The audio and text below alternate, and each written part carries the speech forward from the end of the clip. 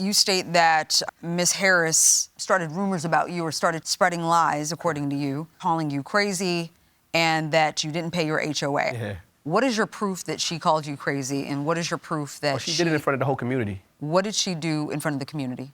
We were having a meeting about the current water bill at that time, and we got in front of our new president's house. That's when she began to spew out the words of, you know, I'm a liar and that I owe money and that. Why did she call you specifically out? I think because prior to the email that went out when she had sent out the cease and desist, she was bragging about it to them, about how she had her attorney serve me and how I was behind on bills, which I'm wondering how she even, if she did have the information, where did she get this information from? Ms. Harris, how do you respond? That did not happen.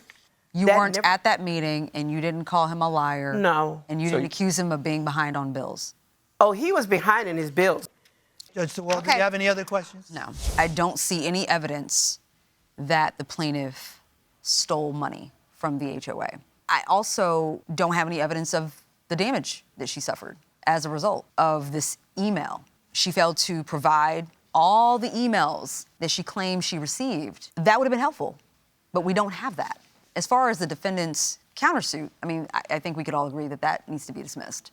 No proof was provided that the plaintiff said anything. Can I just add that as far as damages are concerned, when you accuse someone of stealing or being a thief, that's a per se defamation. And I don't believe you need to prove a particular dollar amount of losses in order to succeed on a complaint of defamation. I mean, we could give $1 and we could give $5,000. So these statements were made in a forum for HOA members. Several courts have ruled that statements made at HOA meetings are entitled to qualified privilege because of the nature of the forum in which they're being made. And so that it should be a heightened burden for community members who are coming together to discuss issues to establish defamation, because it is so important to have this ongoing dialogue. Right, so I believe that the statements by both of them would be entitled to qualified privilege, which means there must be malice in order to establish defamation. So it goes beyond the simple irresponsible repeating of something, but essentially an intentionally false statement that one knows not to be true. I believe that this gentleman, I don't believe the qualified privilege applies. That's fair. I don't. And that's a fair assessment. And even if the qualified privilege doesn't apply, it's very clear from all of the other statements swirling around that this was something that was already being discussed. Information that was already out there.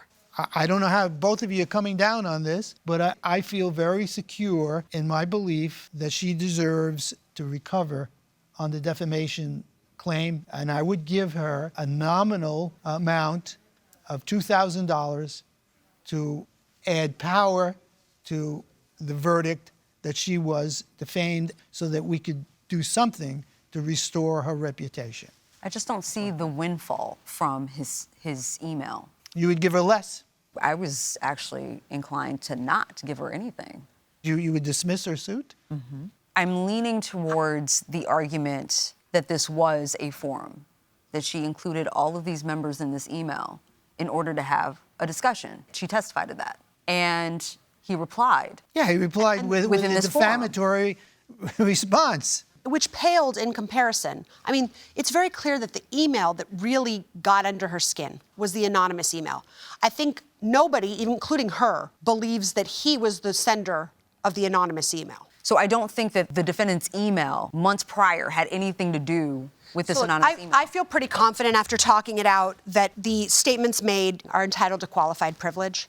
And I don't believe there's evidence of malice. Look at his behavior. I believe he believes what he's saying. I think he believes. The intonation. He believes it, but what is the basis of his belief? Statements from the management company. I dissent. This isn't defamation entitled to several $1,000s. This is a public dispute in a homeowners association. There is certainly questions about whether or not there are allegations of money missing under her tenure, but clearly that information is out there. I mean, let me just one more quick statement. She has to live within the confines of this village, this homeowners association, with these statements swirling around. Not because of him. But not because of him. It's not in because part. of him. Because of him. In tiny part. In part. He might be a small part of the problem. Render the verdict. I have a dissent. You have a verdict and a dissent. Clear dissent on Okay.